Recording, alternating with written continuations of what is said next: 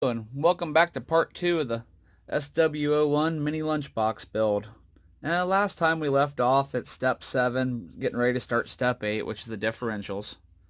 And that's where we'll be picking up today. And I've been looking at this kit over a little bit more just to get some ideas on it and see what all it included and what could be done with it. And I've also bought one of the hop-up options.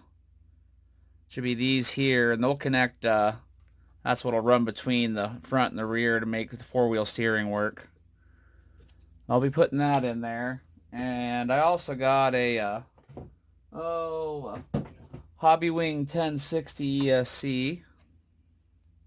Throw that in there. And I think I'm going to be able to use this 20 kilogram waterproof servo. And then I've got a Fly Sky receiver, which I'm going to conformal coat so it's waterproof. I think it could be an interesting little vehicle because it's got the four-wheel drive, and the wheels and tires, I believe I'm going to have plenty of options because I think it's 12mm hex. So that's going to give me a lot of options for wheels and tires I can go get right at the hobby store and try out. But all right, thanks for sticking around, and let's get part 2 started.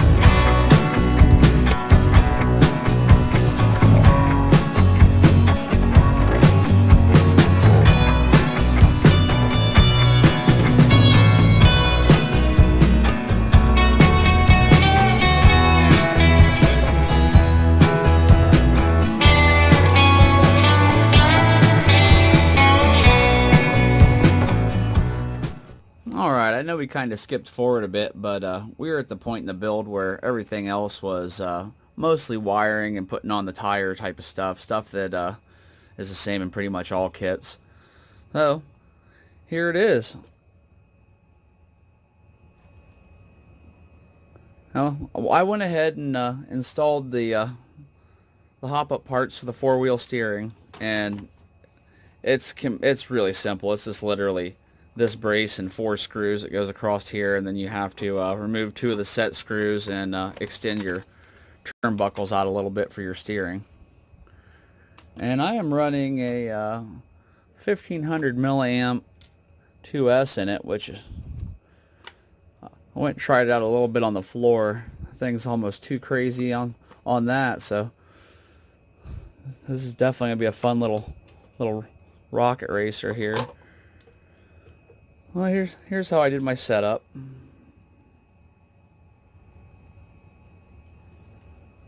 Everything tied up out of the way pretty good. And the battery, you just pull 2 pins and that comes off and slides out the back and you're good to go.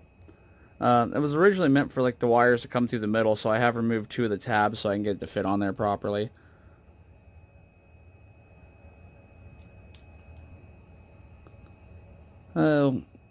All in all, this is a pretty good little build. It's not too difficult to do, and I think, you know, some of the parts I wasn't excited about because they just seemed kind of rubbery and flimsy, but I can kind of see why they went with that design now that it's all together, because the way this thing tumbles, it's probably good to have that flexible plastic.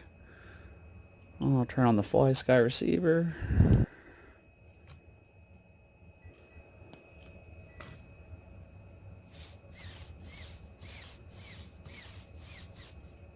Now at a later date, I'm going to come back and cover this because it does come with the option of using AA batteries, which is, I think, kind of a neat option if you don't have a proper charger but you have some electronics laying around. And that'll just slide right in the back and plug in just like normal. But the body shell itself, they've done magnets that sit under these and just 2 pins here. I think it's a pretty secure little shell. I think it's going to work out all right. Seems to pop in place pretty decent. Of course, I'm going to run the hinge pins on it anyway because I know how I drive, and I'll tumble this thing a lot for sure. You can also put in, you can leave it just the magnets if you want, or you can put in these pins as well.